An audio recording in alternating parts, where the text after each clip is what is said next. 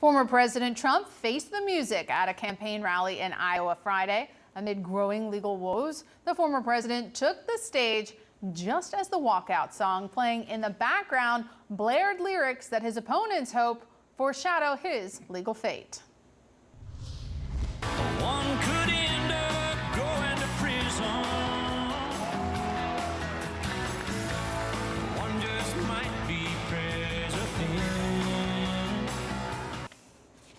So if you couldn't make that out, or if you've been living under a rock and aren't familiar with that song, that is Brooks and Dunn, Only in America. And they're talking about all the things that can happen in this country, talking about someone who could go to prison, someone who could become president. Joining us now to discuss, former Republican Congressman Charlie Dent and CNN political commentator and Democratic strategist Karen Finney. Karen, as you know, as I know, that Brooks and Dunn song is played at every single political rally. Yes. Folks of both parties use that to pump up the crowd, and we just don't know at this point if those lyrics were intentionally played at that time or if it was just a coincidence. I mean, what do you make of that moment? Well, if anything, certainly the person who was in charge of production maybe should have paid a little closer attention to that.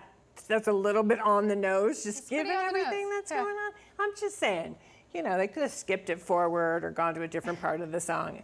I would imagine, though, within the Trump campaign today, someone is getting their head bit off, no question. That's it, right, because his usual walk-up song, when he has control of the music, is Lee Greenwood. Yes. Yeah. Yeah. Oh, well.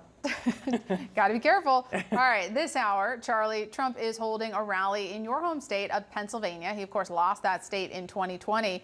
In your eyes, what are his prospects there? Well, as long as he has these legal storm clouds over his head, I think he's got real problems. You know, I get it in the primary among the base. This is motivating a certain element of it, and he's certainly doing well in the polls. But among the general electorate, particularly in a swing state like Pennsylvania, this is going to be devastating. In fact, the fact that Trump is in Erie, Pennsylvania tonight is significant because Erie is one of two counties in Pennsylvania. There's 67 counties. But Erie and Northampton counties are the two counties that went for Barack Obama, Donald Trump, and then Joe Biden. These are truly swing counties. So he's there for a reason. But again, Trump's legal problems and his never-ending looking backwards and grievance politics about what happened in the 2020 election, I think are not going to help him in these swing states and marginal congressional districts. It's a real problem for the party. They all know it. They want Trump to go away.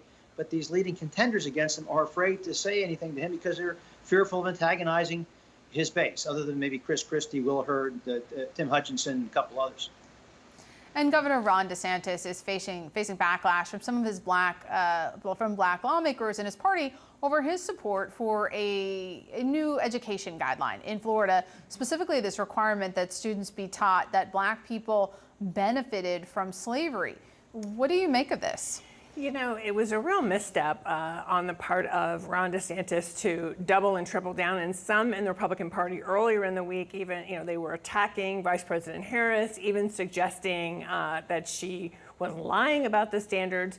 Well, now, as you see, I mean, as African Americans, I mean, there is something about the experience of slavery. You know, we don't need to rely on textbooks or experts. We have our own stories in our own families. So we know about the horrors of slavery and what the outcome was. It does put the Republican Party, though, in a very complicated position because you now have conservative black legislators in the crosshairs of Ron DeSantis at a moment when the Republican Party has been trying to make inroads with African Americans. And so how they're going to try to have it both ways, I think it's going to be interesting to watch. And I think it's another sign that Ron DeSantis just cannot win in a general election with this kind of a message. And Charlie, one of the other black Republicans DeSantis has attacked, Senator Tim Scott, appears to be heating up in terms of the polls. I mean, his super PAC has brought in around $20 million, and some state polls have him gaining on DeSantis or even overtaking him for second place. DeSantis was once, of course, thought to be the antidote to Trump. Now it looks like it could be Scott. Well, yeah, Tim Scott has a very aspirational, forward-looking message. He is kind of like the anti-Donald Trump and Ron DeSantis in many ways, in that, you know, Scott is not talking about grievance and victimization. he's talking about the future. He's talking about what can happen, and he's got this wonderful optimistic message. He's got a great personal story. I think people are responding to that. It's as simple as that. And again, Ron DeSantis has made missteps, as Karen just said, with the slavery and personal benefit in the state education guidelines. It's ridiculous. Suggesting to appoint Robert Kennedy Jr. as the FDA leader of the FDA or the Centers for Disease Control. I mean, that's just crazy. I mean, so he's had these types of missteps in recent days, and I think Tim Scott is benefiting, again, with his personal story and a very positive message. And Karen, President Biden publicly acknowledged his 4-year-old granddaughter, Navy, for the first time. In a statement first reported by People magazine, he said, quote, "Our son, Hunter, and Navy's mother, London, are working together to foster a relationship that is in the best interests of their daughter, preserving her privacy as much as possible going forward. This is not a political issue, it's a family matter."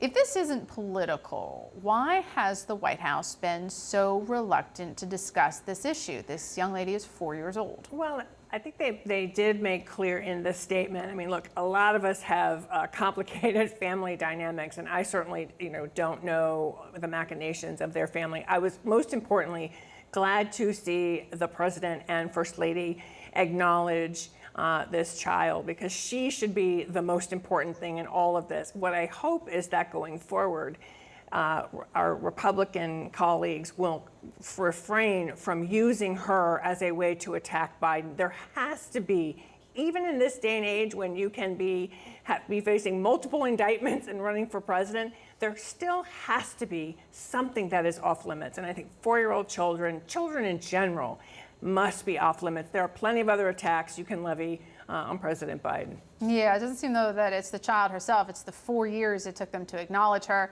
But Charlie, obviously the president's son, Hunter Biden, is going to be a prime fodder for Republicans. Do you think that issue resonates with voters? Yeah, I actually do, because look, Hunter Biden he's a bit of a train wreck. I think we have to acknowledge that. And I'm not going to suggest that the president, did anything criminal. But when most Americans see that Hunter Biden, who acknowledged that he was on drugs, gets this board position that pays close to $80,000 a month for a Ukrainian gas company, they raise their eyebrows and they think it smells. It smells of insider trading. It doesn't seem right. Same with these Chinese business dealings. So the whole thing smells bad. And of course, what happened in the courtroom the other day, where the prosecution and Hunter's lawyers couldn't come to an agreement on the agreement, I think is also a problem. Because is Hunter Biden potentially culpable for some Foreign Agents Registration Act violations that he could be charged for? I mean, so I think this story is not going away. It is a major problem for the president. And, and again, I think Republicans have to be careful not to overreach. Because if you look at the Biden family story in total, you look at the story in the total, you'll see, he lost his wife and daughter in a car accident decades ago, his son Beau to cancer. And so there's a lot of tragedy. And so I think a lot of voters will look at the Biden family in total and not just at Hunter's many shortcomings. I mean, I actually think people are looking at Hunter and recognizing, again, no one should be above the law, even the president's son. And he hasn't been. I mean, he has been going through a legal process. There has been 4 years of an investigation, which started under Trump. They've never been able to connect this to the president, where he is going through the criminal process. And the other thing I would say that I think in this story is, so many of us know or have relatives who are dealing with addiction, and there is no one who will do more harm to that person than that individual. And I'm not excusing any behavior that he may have engaged in while he was an addict, but I think a lot of people have empathy for the fact that this is about a president and as a man, as a father standing by his child, but having nothing to do with any of his business dealings.